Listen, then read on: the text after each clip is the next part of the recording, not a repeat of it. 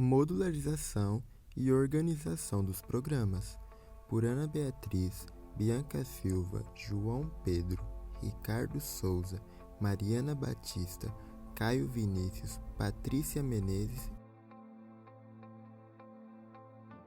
Atributos e métodos. O termo modularidade é um atributo de um sistema relacionado com sua estrutura e funcionalidade. A modularização é a tarefa de segmentar, dividir um objeto em unidades físicas, no nosso caso de pool, em unidades lógicas menores e que podem ser tratadas independentemente e, ainda mais, serem reunidas para formarem um novo objeto. O modificador especifica a acessibilidade do método. Se presente, pode ser uma combinação dos modificadores de acesso, public, protected ou private, abstract ou final, e static. O tipo do retorno é um indicador para o valor de retorno. Deve-se usar a palavra reservada void quando o método não possuir um valor de retorno.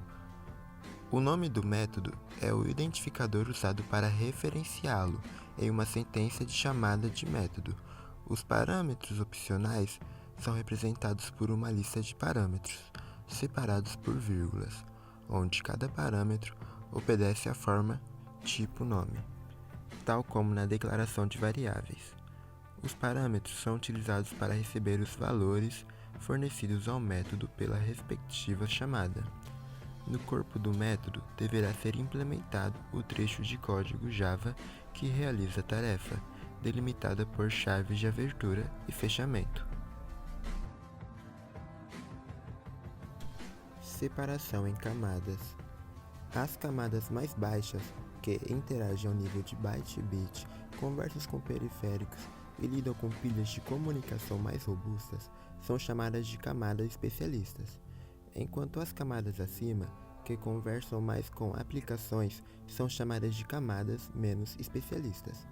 Observe a figura 1, a qual ilustra um exemplo de divisão de camadas de comunicação TCP/IP. Desta figura podemos concluir, por exemplo, que a camada de aplicação não precisa conhecer como as camadas abaixo funcionam, porém ela se comunica por meio de mensagens claras e objetivas com a camada imediatamente inferior. Assim, com a camada de acesso à rede está preocupada em manter o canal de comunicação estável e seguro. Ela precisa atender às solicitações da camada superior. Em resumo, é como se uma operação fosse dividida em vários programas diferentes, cada qual com sua finalidade e objetivos.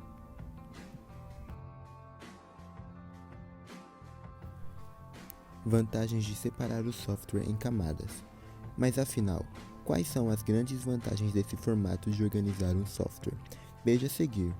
Separando em camadas, pode-se fazer o desenvolvimento de um sistema em etapas. Com isso, além da organização, ganha-se tempo e performance.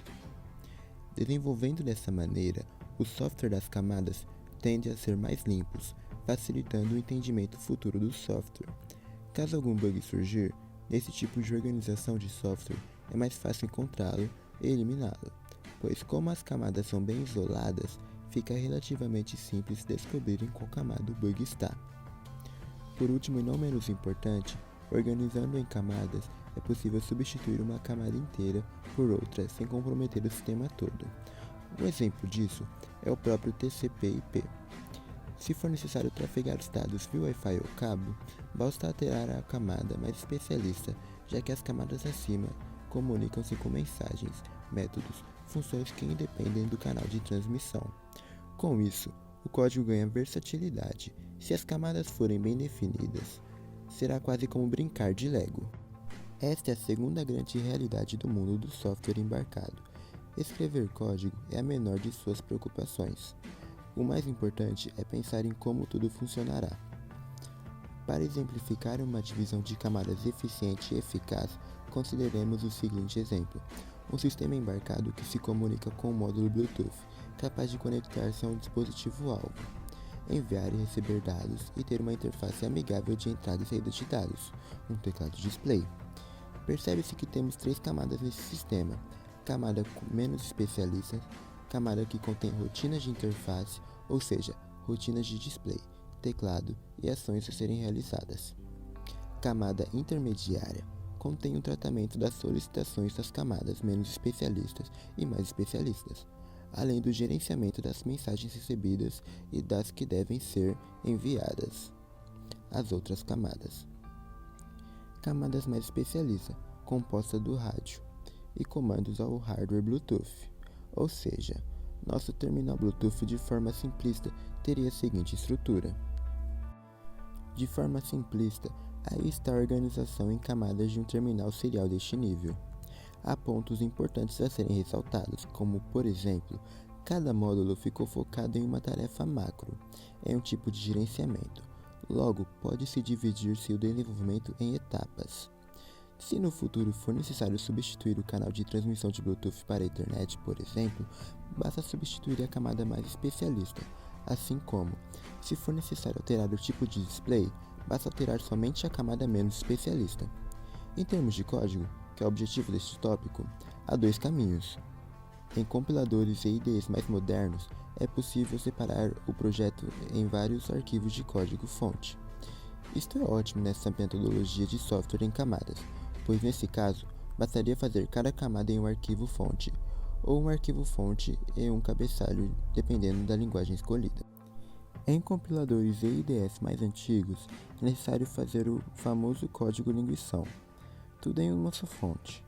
Nesse caso, deve-se agrupar as camadas em funções, tomando cuidado redobrado com os nomes das funções de documentação. Sim, parece besteira, mas dar nome intuitivos às funções faz toda a diferença na hora de desenvolver, dar manutenção e evoluir. Recomendo fortemente adotar um padrão de nomenclatura e segui-lo em todo o código. Isso torna as coisas mais fáceis para você e para quem for trabalhar no código no futuro. Como pode ser observado, cada camada possui funções que interagem com outras camadas. Logo, tais funções devem ter escopo global. É plenamente válido o uso da biblioteca consagradas para conversar com hardware específico. Porém, tais bibliotecas não foram desenvolvidas seguindo sua arquitetura e nomenclatura. Logo, deve-se tomar muito cuidado ao colocá-las no seu sistema. Com isso, temos a terceira realidade do mundo dos sistemas embarcados. Critérios na importação de código terceiro é fundamental. Objetivo. De forma geral, o objetivo é empregar um método simples para a identificação de classes sem problemas propostos e, dado um determinado problema, ser capaz de identificar quais são as classes do domínio da aplicação que estão envolvidas e especificá-las. Portanto, os seguintes passos são necessários para atingir o objetivo. Entender que a arquitetura de um software pode ser dividida em camadas, identificar os substantivos que são as classes, identificar os adjetivos que são os atributos e identificar os verbos que são as operações. Arquitetura de software em camadas.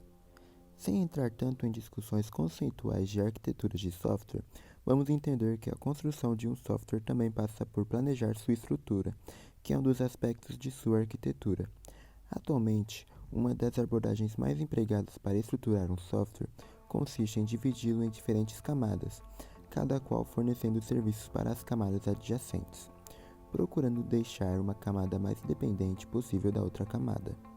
Como você pode ver na figura 1, um software pode ser dividido em basicamente 3 camadas: apresentação, domínio de aplicação e acesso a dados. A camada de domínio de aplicação, também conhecida como camada de negócio ou de objetos de negócio, é aquela onde estão localizados. A camada de domínio de aplicação, também conhecida como camada de negócio ou de objetos de negócio, é aquela onde estão localizadas as classes que fazem parte do domínio do problema, ou seja, classes correspondentes. A camada de domínio de aplicação, também conhecida como camada de negócio ou de objetos de negócio, é aquela onde estão localizadas as classes que fazem parte do domínio do problema, ou seja, classes correspondentes a objetos que fazem parte da descrição. A camada de negócio da aplicação. A camada de domínio da aplicação, também conhecida como camada de negócio ou de objetos de negócio, é aquela onde estão localizadas as classes que fazem parte do domínio do problema, ou seja, classes correspondentes a objetos que fazem parte da descrição do problema. Essas classes não são inventadas ou criadas, pelo contrário, são identificadas na descrição do problema, pois já existem naturalmente no entendimento a respeito do problema.